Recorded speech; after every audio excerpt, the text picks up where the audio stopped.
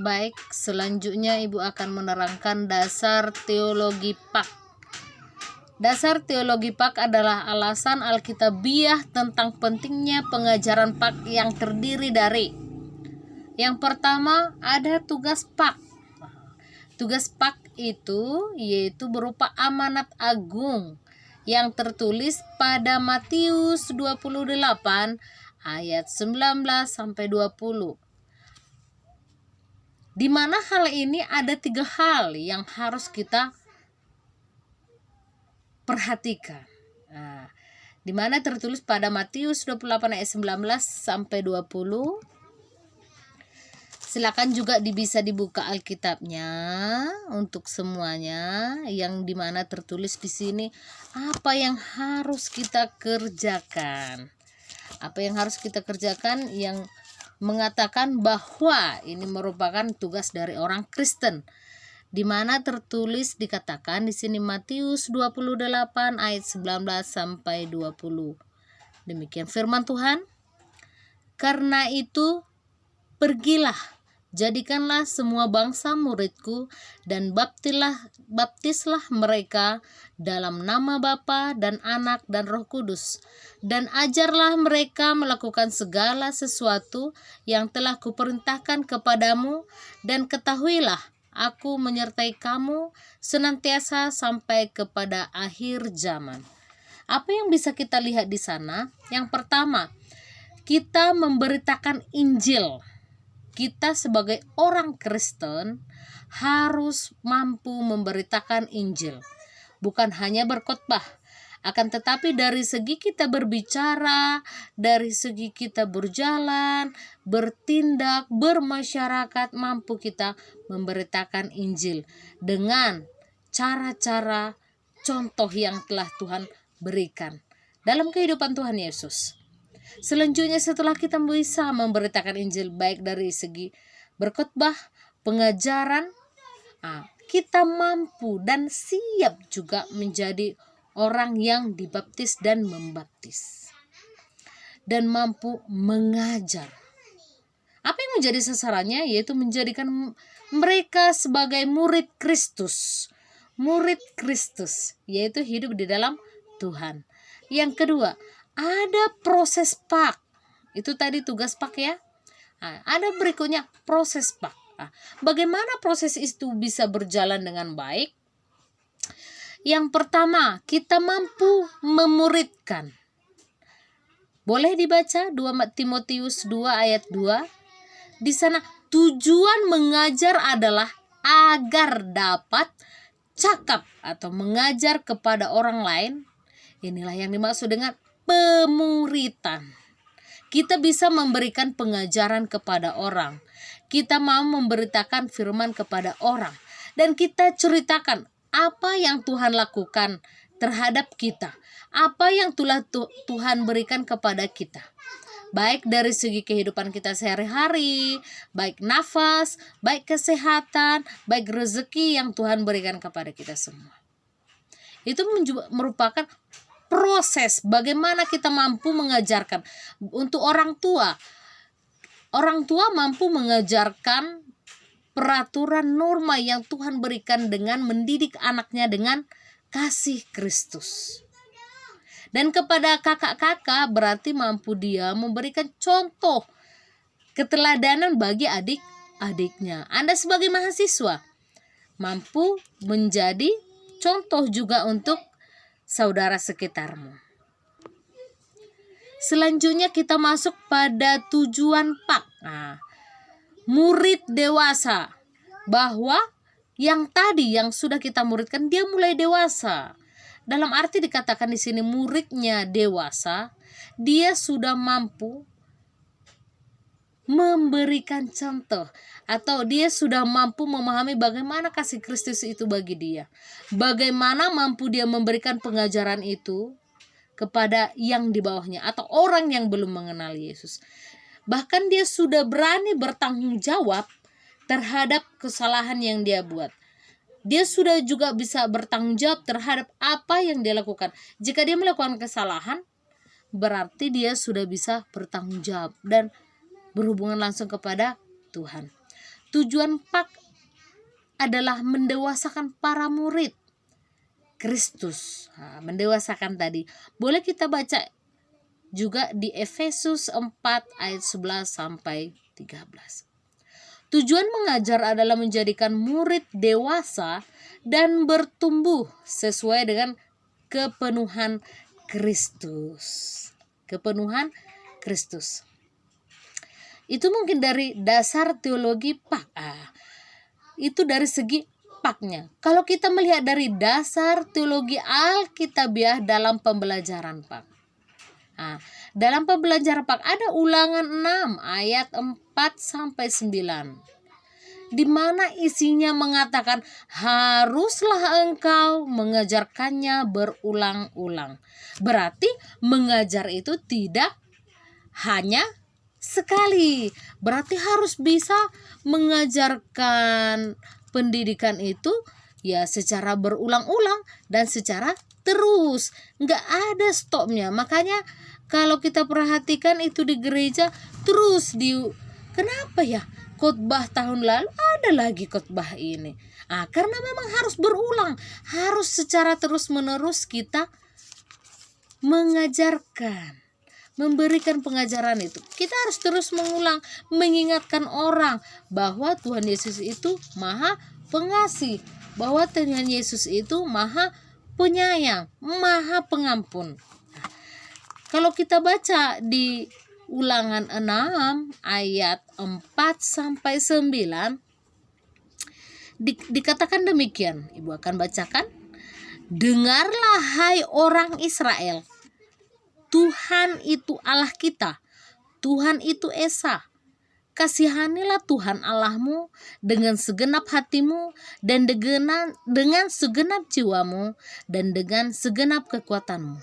Apa yang kuperintahkan kepadamu pada hari ini haruslah engkau perhatikan.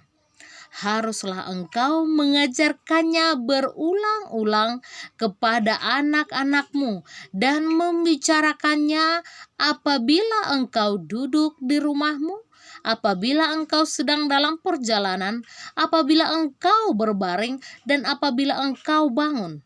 Haruslah juga engkau mengingatkannya sebagai tanda pada tanganmu, dan haruslah itu menjadi lambang di dahimu, dan haruslah engkau menuliskannya pada tiang pintu rumahmu dan pada pintu gerbangmu. Apa yang dimaksud di sana? Tadi di ayat 7 dikatakan, haruslah engkau mengajarkannya berulang-ulang kepada anak-anakmu dan membicarakannya dalam situasi apapun katanya. Makanya dalam pelajaran PAK harus terus berulang-ulang. Dan jangan kita bosan. Itu yang dasar Alkitabiah dalam pembelajaran PAK. Yang kedua ada Efesus 6 ayat 4. Efesus 6 ayat 4 di sana menjelaskan, didiklah mereka dengan ajaran. Berarti diberikan ajaran. Kalau kita lihat itu dari awal katanya ajar, berarti memberikan pengajaran, memberitahukan. Berarti harus dididik mereka, diajarkan. Dari Efesus mengatakan demikian, bahwa kita harus mengajarkan. Dalam pembelajaran PAK itu selain mereka di pelajaran-pelajaran yang lain di sekolah, mereka juga harus mengetahui bahwa ada didikan di dalamnya selain diajarkan. Karena kalau ajar berarti kurang, kalau hanya diajarkan kurang, tetapi harus ada di dalamnya didikan, dan itu harus berkesinambungan, harus saling melengkapi antara pendidikan dan pengajaran. Oke, Ibu akan membacakan Efesus 6 ayat 4 yang dikatakan di sini, dan kamu bapak-bapak janganlah bangkitkan amarah di dalam hati anak-anakmu, tetapi didiklah mereka di dalam ajaran dan nasihat Tuhan. Ternyata Alkitab di sini PAK mengatakan bahwa harus kita mampu mengajarkannya jangan dengan amarah. berarti harus dengan kasih sayang, ya kan? Berarti kalau misalnya kita mengajar, jangan suka-suka emosian. Kalau nggak tahu, nggak tahu aku. Bukan seperti itu. Tetapi di saat kita mengajar itu harus kita berupa kasih ada di dalamnya. Kalaupun salah anak-anak itu, apalagi kalau berhadapan dengan anak-anak yang SD, jangan gitu ya nak, jangan lari-lari. Itu merupakan contoh juga. Dan kita tidak boleh marah, karena kalau kita marah mereka pasti langsung menangis. Kalau sama mahasiswa pun demikian. Kalau dosennya suka marah, bahkan kalau kejam, mahasiswanya pasti membangkang kan. Bahkan udahlah saya nggak suka dengan dosen A, dosen B, dosen C. Itu dikarenakan pengajarannya tidak tepat, dengan amarah dia. Padahal yang diharapkan kalau kita memberikan pakai itu katanya harus dengan lembut, harus dengan kasih sayang, tidak boleh dengan amarah. Karena kalau dengan amarah yang terjadi tidak akan ada di dalamnya didikan. Oke, selanjutnya kita akan masuk pada Amsal. Amsal 22 ayat 6. Amsal 22 ayat 6. Di sini dikatakan bahwa didiklah orang muda menurut jalan yang patut baginya, maka pada masa tuanya pun ia tidak akan menyimpang daripada jalan itu. Jadi kalau orang dididik, orang muda dididik, maka dia akan mampu mengikuti jalan yang benar. Dan dia tidak akan beralih itu. Contohnya pada saat dia kecil, dia orang Kristen, berikutnya dia beralih ke agama yang lain. Bisa agama A dan B dan C. Itu dikarenakan dia tidak kokoh. Dia tidak dididik dari awal sehingga dia beralih. Itu menurut dasar teologi Alkitabiah. Dalam Alkitab dikatakan, pak itu diajarkan memang dia tidak boleh beralih. Dia tidak akan beralih ke yang lain. Dia akan patuh dan dia akan ikut sampai dia tua. Karena dikatakan orang muda akan tetap setia dan tidak akan menyimpang dari jalannya. Itu dia dikatakan di dalam. Oke, selanjutnya masuk ke 2 Timotius 3 ayat 16. Kitab suci memanfaatkan untuk mengajar, menyatakan kesalahan. Ternyata Alkitab itu isinya di dalam selain memberikan pengajaran, memanfaatkan untuk mengajar, belajar, ada juga kita dinyatakan mampu kita menyatakan kesalahan. Dan di sana harus kita mampu mengatakan apa salah kita dan apa menjadi reward atau misalnya hukuman dari kesalahan tersebut. Mampukah kita bertanggung jawab atau tidak?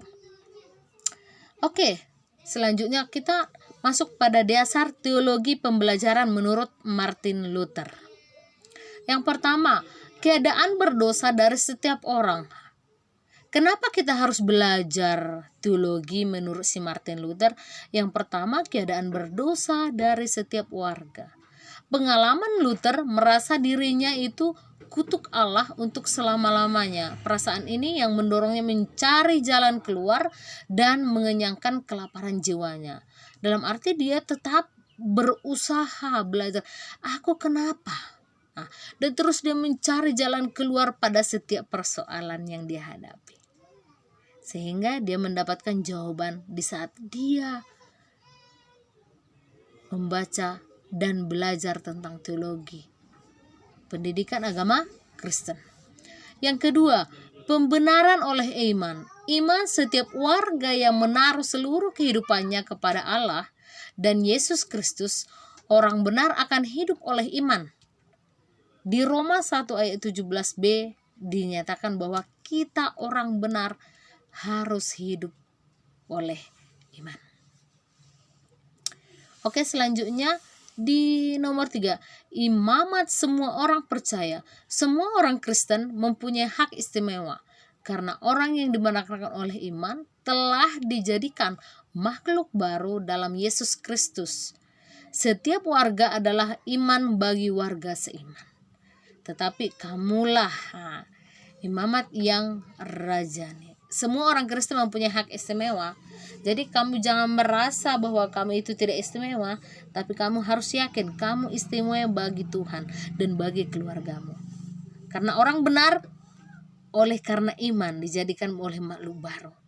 Oleh karena iman kamu bisa menjadi manusia yang baru, yang bermanfaat.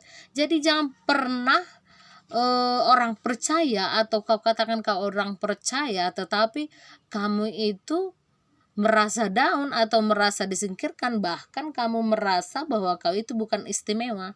Setiap pribadi yang Tuhan ciptakan itu istimewa. Makanya setiap orang itu berbeda-beda, nggak ada yang satu antara yang lain sama. Bahkan yang kembar pun sekalipun mereka tidak akan sama. Bahkan kembar identik pun tidak semua itu sama. Pasti ada saja perbedaan yang membedakan antara yang satu dengan yang lain. Nah, yang keempat, firman Allah. Dasar teologi keempat ini sudah tersirat dalam ketiga dasar lainnya karena semuanya bersumber dari Alkitab. Firman Allah. Menurut Martin Luther bahwa firman Allah dasar teologinya keempat ini sudah tersirat dalam ketiga. Tadi ada 3 dasar. Yang pertama keadaan berdosa. Jadi kalau kita merasa benar terus, ya kita tidak akan berbuat baik lagi. Kita akan merasa bahwa keadaan kita ini, aku orang benar, aku tidak akan melakukan kesalahan, aku selalu benar. Kita tidak akan bisa dikoreksi lagi, dan kita tidak akan bisa membenahi hidup lagi, dan tidak akan bisa menerima orang lain. Jadi setiap orang, menurut Martin Luther, keadaan orang harus merasa bahwa kita itu berdosa. Jadi kita akan belajar terus dan menjadi orang-orang yang baik dan berusaha menjadi yang lebih baik. Dan kebenaran oleh, dan kita merasa kita itu benar bukan karena kita benar-benar, tapi karena memang benar menurut iman, menurut firman. Anda benar, maka Anda akan dibenarkan. Kalau saat Anda melakukan sesuatu benar tetapi salah bagi orang lain, jangan kamu takut, karena firman Tuhan mengatakan kalau kamu benar kamu tidak akan takut. Karena kebenaran dalam iman, kamu akan mendapatkan kebenaran itu. Oke, itu menurut si Martin Luther. Ada 4. Yang pertama, ibu ulang kembali. Yang pertama tadi dikatakan keadaan berdosa dari setiap warga. Pembenaran oleh iman yang kedua. Yang ketiga, imamat semua orang percaya. Keempat, firman Allah. Sedangkan menurut Martin Luther, sedangkan menurut Calvin, dasar teologi pembelajaran itu ada 5. Pertama, kedaulatan Allah. Selain kedaulatan Allah, Alkitab sebagai firman Allah, ajaran tentang manusia, ajaran gereja, ajaran tentang hubungan antara gereja dan gereja. Dasar teologi pembelajaran PAK menurut Calvin bahwa PAK itu yang berdaulat di dalam adalah Allah. Yang dibicarakan di pendidikan agama Kristen itu adalah Allah. Semua berhubungan dengan yang berdaulat, yang memimpin, bahkan yang berdaulat atas semua PAK itu adalah Allah.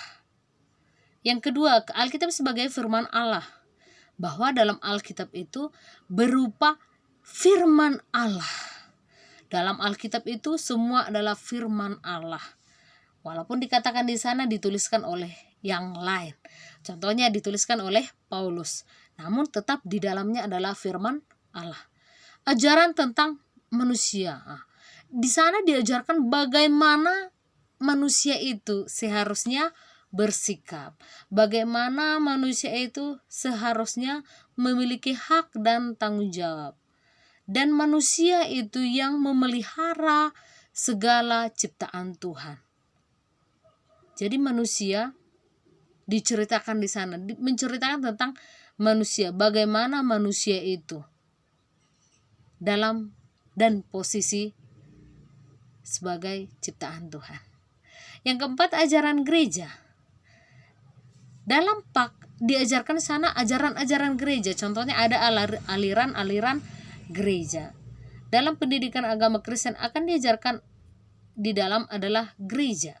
Bagaimana gereja tersebut, bagaimana ajaran-ajaran di gereja, baik dari segi firmannya, liturginya, aliran-alirannya, ada banyak aliran gereja. Nah, di sana diajarkan tentang pak. Dan di pak juga diajaran bagaimana gereja tersebut. Jadi jangan ada merasa gereja A yang paling begini, gereja B yang begini, gereja C yang begini.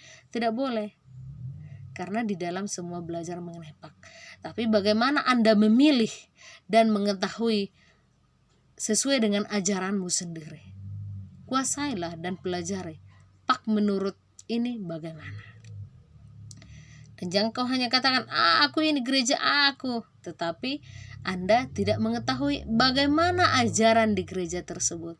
Berarti Anda belum hak mengatakan demikian karena belum Anda ketahui dan belum Anda pelajari. Bahkan Anda tidak mengenal gereja Anda sendiri. Oke, selanjutnya ada ajaran tentang hubungan antara gereja dan negara.